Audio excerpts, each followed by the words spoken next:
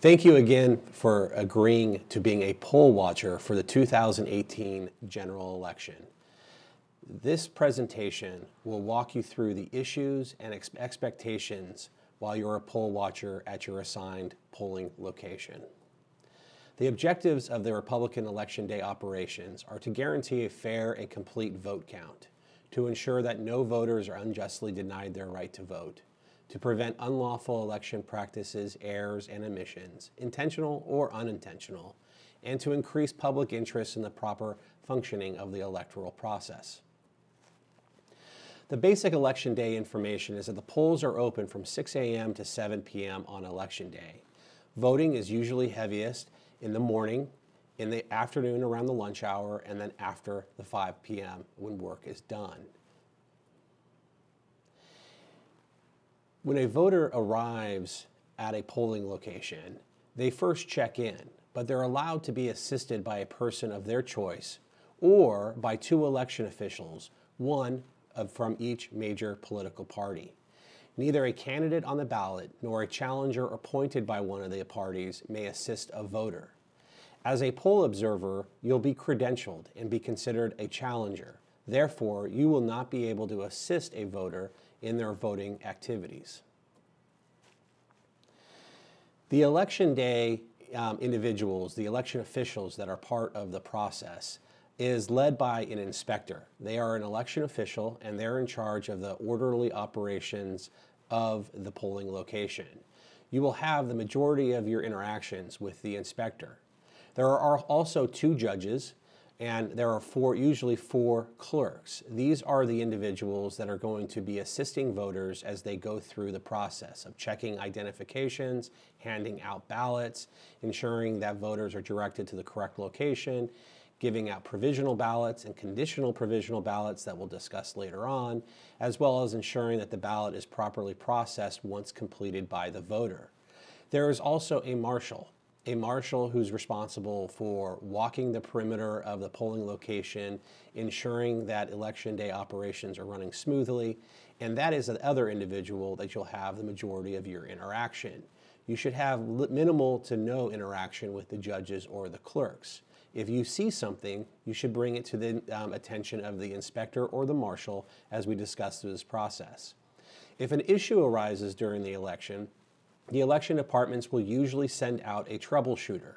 They're usually a more experienced election official who has worked on previous elections and can resolve issues on a quick basis. This is somebody who you also may interact with to explain what you saw and what you think that the remedy should be.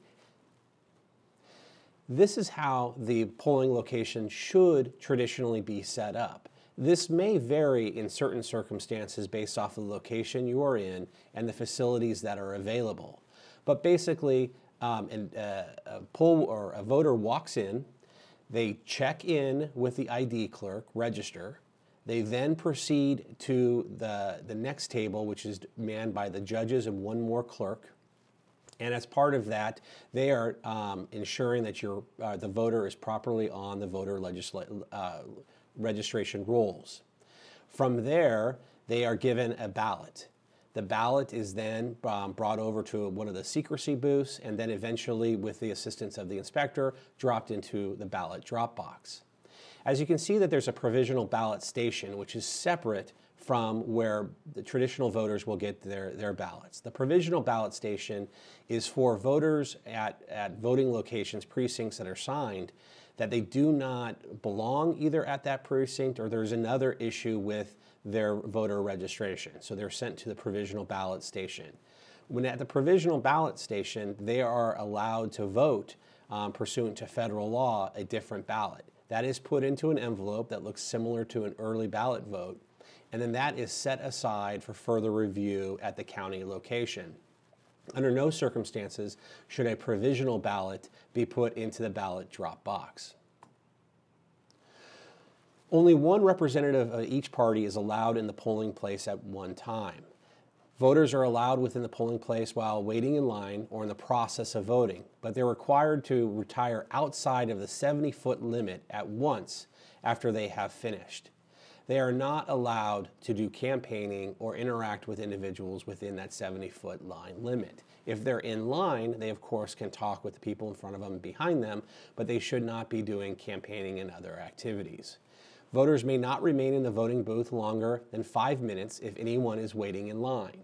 Obviously, this needs to be taken into account to address potential physical disabilities as well as other issues that a voter may need. So discretion is appropriate. Minors may accompany voters into the polling place.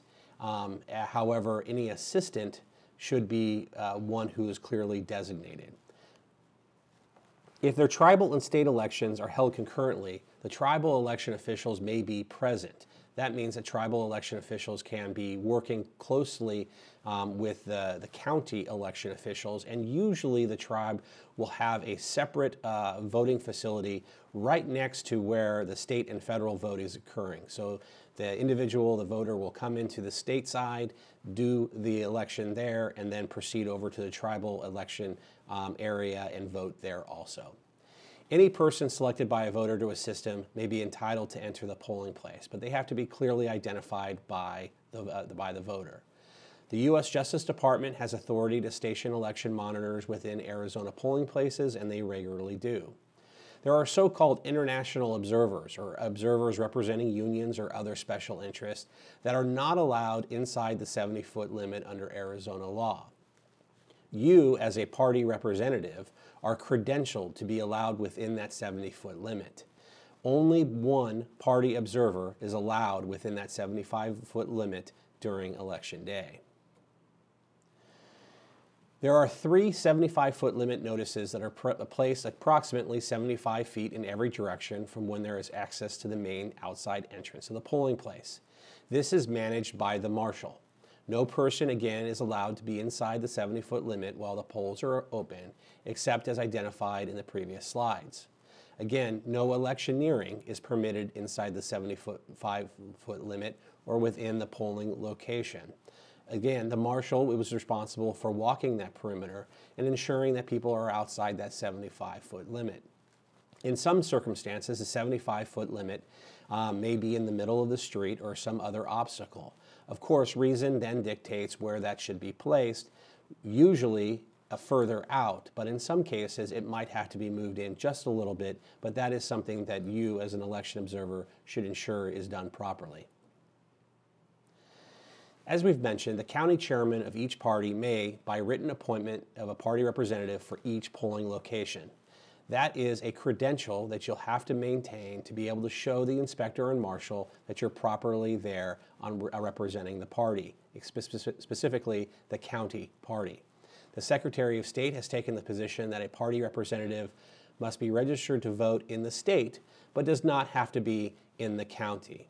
There are some counties that have made the position that they can only have individuals from that county to be a poll watcher. Under those circumstances, you should still be credentialed and should still be allowed to be entered. At the end of the presentation, there'll be contact information that you can call if for some reason you are not allowed inside the polling location. Again, one challenger appointed by each political party may be presented at each polling location. In addition, any qualified elector of the county, including the members of the election board, may act as a challenger.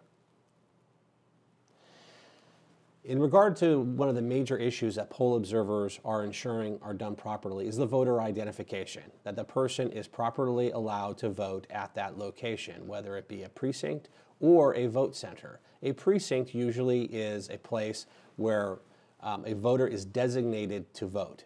A vote center is anywhere where anybody in that county is allowed to vote. Some counties have multiple different versions, and you should know this before you enter your polling location as to what type of polling location you have. Before receiving a ballot at the polling place, a voter must announce his name and address in a clear, audible voice so that the election official in charge can identify them on the signature roster and show proof of identity. Many of this is done now through polling books. These are electronic tablets that act as the signature roster. However, there should also be a in-print signature roster at each precinct in case that the polling books do not work, which is a technological error that has happened in previous elections. So one issue for sure, even if the polling books are working, is to try to identify if they have a backup signature roster. If not, it's something to bring to the attention of the inspector or the marshal. If the voter's name is not found on the registration list or those tablets, and the name and address matches identification shown, the elector's name is repeated by the election official and the elector is admitted into the voting area. There are several lists for voter identification. The one identification where you only have to show one identification is a driver's license, a tribal identification, or a federal, state, or local government identification that has both the name, address, and photo on the identification. That is a valid identification for purposes of voter registration. If the individual does not have an identification from list 1, the election official can allow the voter to present identifications from list 2. This requires 2 pieces of identification that list both the name and the address. It doesn't necessarily have to have a picture, such as a utility bill, a bank statement, a vehicle registration, an Indian census card, a property tax statement, tribal enrollment card, Arizona vehicle insurance card, recorder certificate, a valid government-issued identification, including a voter registration card, and any mailing to the elector marked official election material. That will usually be the pamphlet or some other envelope that was mailed by an election official. So this requires 2 of these identifications. 1 is not enough. For voter identification list 3, this is any valid photo identification from list 1 in which the address does not reasonably match the precinct registered, accompanied by the non-photo identification from list 2 in which the address does reasonably match the precinct register. So they have a driver's license, and the driver's license does not match the address for which they are trying to vote, but they have another form of identification from list 2 that does have that address. That would be appropriate. A U.S. passport without an address and 1 valid item from list 2 is also appropriate, as is a U.S. military identification without an address and then 1 of the items from list 2. For tribal members, a voter who is a member of a tribe and who does not provide the identification described above may receive a provisional ballot upon presenting 1 form of tribal identification that bears the voter's name. A voter who is a member of a tribe but does not present the identification described above, or a form of tribal identification that bears the voter's name, shall receive a conditional provisional ballot. Therefore, everybody has the opportunity to vote. If a voter insists on voting and they do not have identification, then they are issued a conditional provisional ballot. The conditional provisional ballot, just like the provisional ballot, is set aside for further review by the county and possible additional action taken by the voter themselves to authenticate their identification and have their ballot cast. That occurs after the election day. If a voter's name appears on the inactive voter list, he shall still be permitted to vote if he affirms before an election official that he still resides at the address shown on the list. Therefore, there's an inactive voter list and a voter list. But if the individual is still on the inactive voter list and they have not been removed from the rolls, they're still allowed to vote upon presentation of the identification referenced above. If the voter has been moved out of the precinct in which they're required to vote, he is not permitted to vote at that location, and the election official is required to direct him to the proper polling place where the individual currently lives. Of course, this does not apply to a voter center where any individual is able to vote regardless of the precinct designation. A voter who has moved within the county and not re-registered is still permitted to vote a provisional ballot at the precinct where he currently resides upon presentation of the identification with a correct and complete new address. Anyone voting in person is required to sign the register, but verification of the signature is not required at the polling location. But they will still complete a provisional ballot. It still will be set aside and confirmed at the county. Can a voter who received an early ballot also vote in person? Registration lists sent to polling places on election can identify all voters who received an early ballot. Again, this is primarily done through tablets. But a voter who is shown as having received an early ballot, but who states that he has not voted and will not vote an early ballot for this election, or who surrenders the early ballot to the inspector, will still be allowed to cast a provisional ballot. The provisional ballot then again is set aside, and then it's confirmed after the election to ensure that that individual has not already voted an early ballot. So even if they're turning in a spoiled early ballot, they still will be required to fill out and complete a provisional ballot for further verification by county officials. For a voter who moves, are they required to re-register? A voter who does move from one county to another must re-register. A voter who moves to a new precinct in the same county, though, is not required to re-register, but must vote a provisional ballot again in their new precinct unless he has moved after the close of registration, in which event he can vote in either precinct but not both. Again, they will be voting a provisional ballot to ensure that the information is verified before that vote is counted. Provisional ballots are paper ballots allowed to be cast by individuals who will have their eligibility again verified prior to the vote actually being counted. Conditional provisional ballots are different. They require the voter to provide some proof of identity before the ballot will be verified. That is usually done upon a receipt that is provided to them by the county officials with a phone number that they can call to be able to provide the additional identification that is required to have that vote counted. The provisional ballots and conditional provisional ballots are different.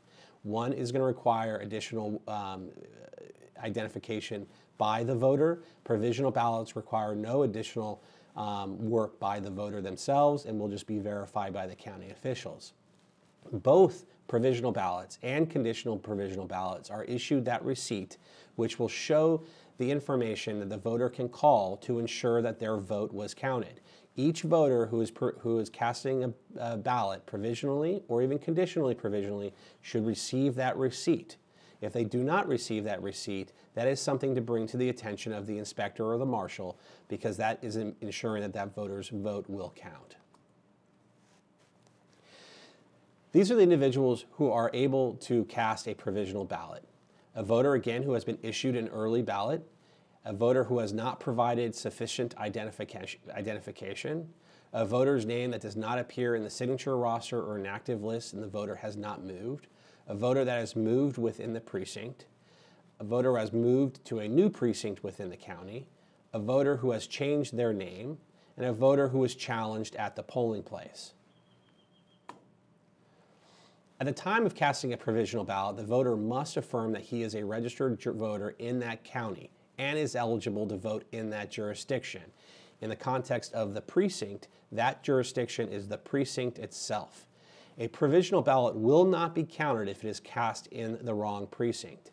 The counties should be placing signs throughout the election site reflecting that if a voter is voting in the wrong precinct, that their vote will not count. If you do not see those signs, it's something to raise with the precinct inspector or the marshal.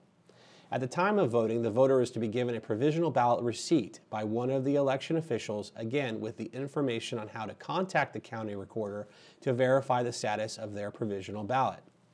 If there is an issue, the voter should be directed to contact the county recorder or issue a complaint through the county recorder or the Secretary of State's office as to whatever the concern may be.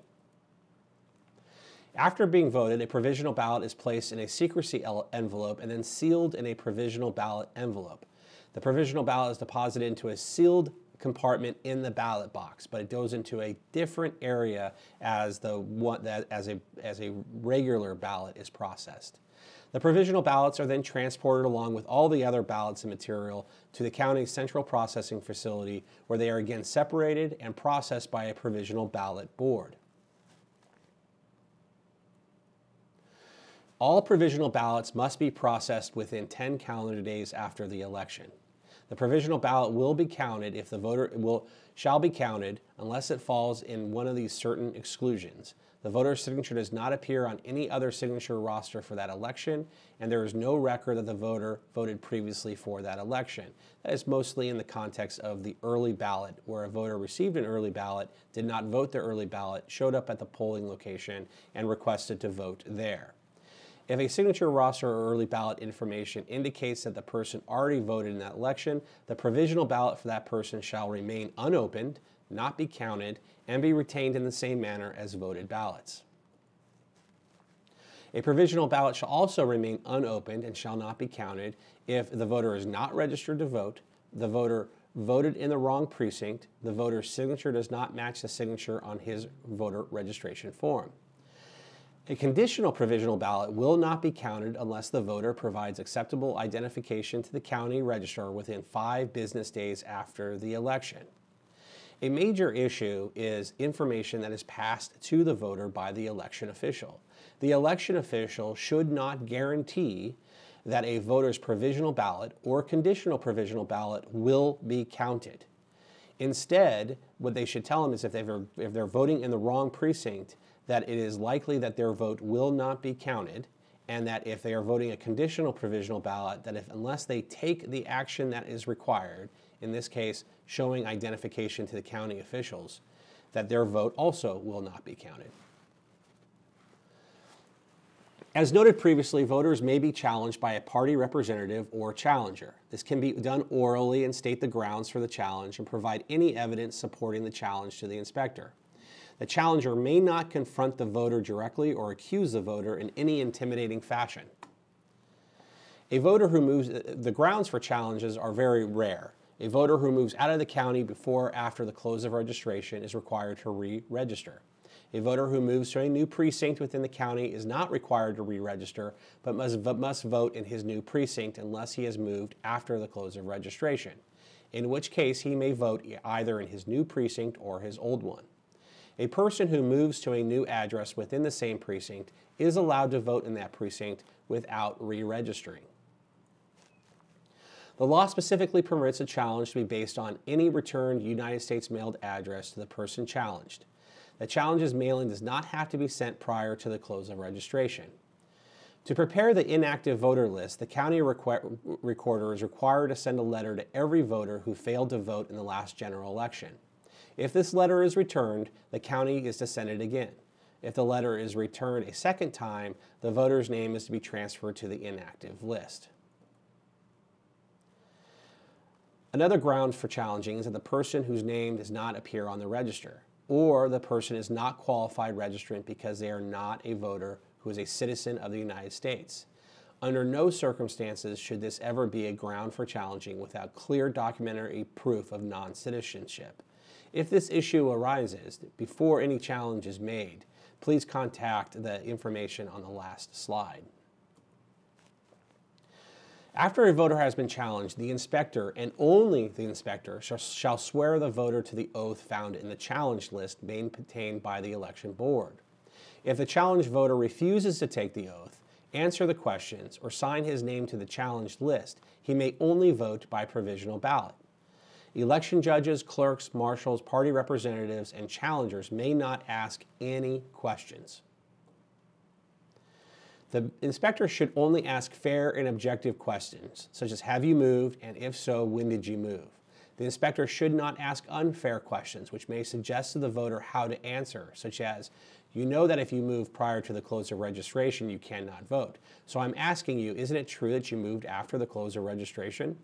The inspector should write down on the challenge list under the category reason and ground for challenge the date that the voter moved, as well as the information the voter gives, which forms the basis of the board's decisions. The challenge will be decided by a majority vote of the election board. The inspector and the 2 judges constitute the election board.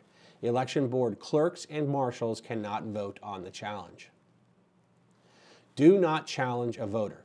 Contact the election complaint line or the county chair if there is an issue. Document the information to report the potential grounds for a challenge.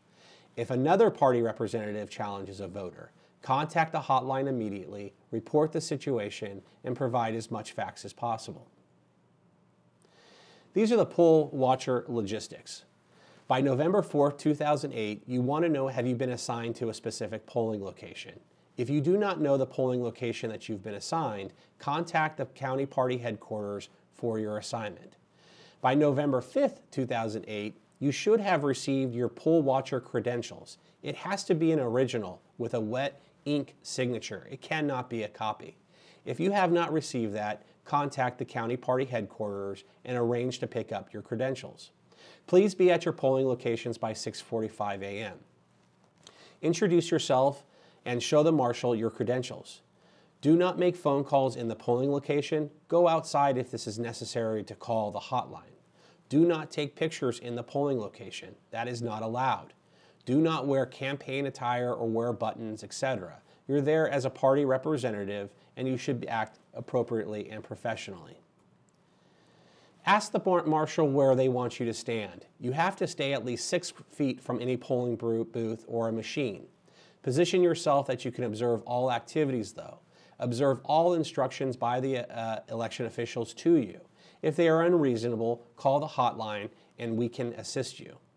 But you should be able to hear the conversations between the voting officials, election officials, and the voter to ensure that they're properly directing the voter to take certain action, such as looking at identification, ensuring that provisional ballots are properly processed, ensuring that the receipts are done, ensuring that assistance is not inappropriately given to a voter.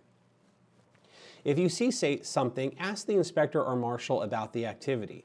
Aren't the poll workers supposed to be checking IDs? Do not be accusatory. Contact the helpline if you have questions or want to make a report. One voter returning a large amount, more than a dozen, of early ballots is an issue that you should be on the watch out for. Several years ago, the Arizona legislature prohibited the concept of ballot collecting or ballot harvesting, except under very rare circumstances dealing with family, caregivers, individuals that they are living with, etc.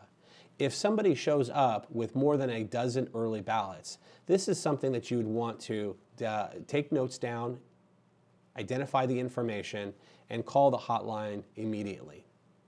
You'd also want to contact the headquarters if there are any polling location delay issues, such as long lines, protesters, technology not working, such as the poll books, connectivity with the printer, or some issue in regard to the processing of the ballot themselves.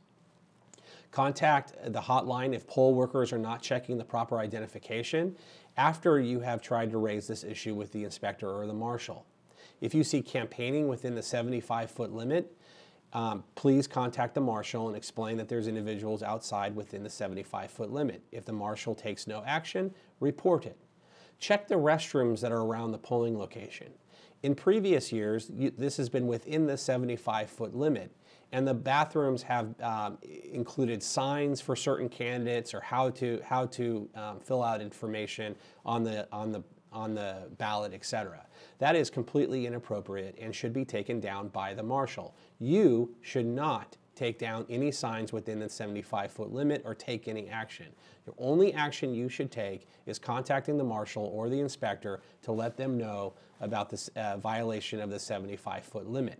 Take notes, take the time, and other identification information to be able to report back to headquarters.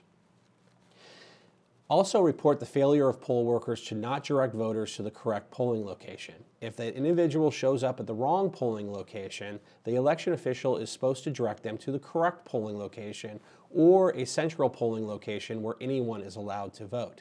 They should not just send the voter away. They should also not be providing misinformation. This is, your vote will definitely count if you're voting provisionally. This is something to be aware of immediately, and notify the inspector or marshal that they cannot guarantee that a vote will actually be counted. If it continues, make sure you report to the hotline. If a polling location runs out of ballots or is low on ballots, whether it's the conditional ballots, the provisional ballots, the regular ballots, or federal ballots, where an individual is only voting for the federal candidates, if those ballots are running out and it does not appear that they are being replaced, contact the hotline immediately so we can ensure that county officials know that a polling location is running low on ballots. If a polling location is about to extend voting hours, they have to be closed by 7 o'clock. If that is going to occur, contact the hotline immediately to report that you understand that the voting hours are going to be increased. If you see observers that are not party representatives, i.e. do not have credentials, immediately report that to the hotline also. Watch for individuals who are providing assistance on a regular basis. Again, a voter is allowed to have assistance from a person of their choice. However, if it is a regular individual who's constantly bringing in voters, there can be some improprieties in regard to that assistance, and the hotline should be called, as well as identification of the facts of the situation. If observers are engaging with voters or the judges, that is also not appropriate. So if there are other party representatives from different parties who are observing and they're engaging with the voters or judges, you need to bring that to the attention of the inspector or the marshal. If it continues to happen, please contact the hotline. If provisional and conditional ballot voters are not provided a receipt, as we talked about previously, they should receive a receipt as to the information to contact at the county recorder's office to rectify the problem and to get information about how to verify that their vote was actually counted. If the receipt is not being provided to these voters, please contact the inspector first, ask about the situation, and then call the hotline. If a sign is not visible that tells voters that their vote will not be counted if they vote in the wrong precinct, that should be placed first thing in the morning. If you don't see a sign of that nature, please contact the hotline and also bring it to the attention of the inspector and the marshal. It may be that it just got forgotten at the Central County Recorder's office and needs to be brought out to the polling location. This sign would not be placed, again, in the central voting centers where anybody is allowed to vote regardless of their precinct. And there are several counties that have these voting centers only, where anybody is allowed to vote in those counties. So again, those signs would not be present. However, Maricopa County, as well as other counties where you have to vote in the specific precinct, should have these signs visible to the voters. Under no circumstances take any action based on a voter's gender, race, or nationality. Under no circumstances take any action that would be perceived as intimidating a voter. Be professional in all cases. Direct all discussions to the inspector or marshal. If a discussion with an inspector or marshal becomes argumentative, immediately cease the conversation, walk outside, and contact the helpline. Do not get into arguments with the inspector or the marshal. It's purely a conversation and trying to gather information to report back to the hotline. After a report is made, and depending on the issue, county officials may be contacted to send a troubleshooter to a location.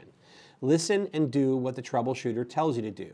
Do not argue with them, but document the facts, names, descriptions, timing, exact statements about whatever the issue may be. We may also send an attorney to assist in the matter. When the attorney arrives, step outside and explain the situation. The attorney will then temporarily take your spot in the polling location. You'll have to wait outside because the party is only allowed to have one observer at a time. Follow the direction of the attorney in all cases. If the attorney asks for your credentials, let that attorney have the credentials and you will no longer be needed at that polling location. Please contact the hotline if you have any questions about your interactions with a troubleshooter, an inspector, a marshal, or the attorney that we may send to assist you. Thank you again for volunteering as a poll watcher. This is a very important position that you hold to ensure the integrity of the 2018 general election. Report any unusual election day activities or issues at this website or call this number 1-833 210-9464 and report any issue that you deem necessary. Thank you again for your assistance, and best of luck during the general election.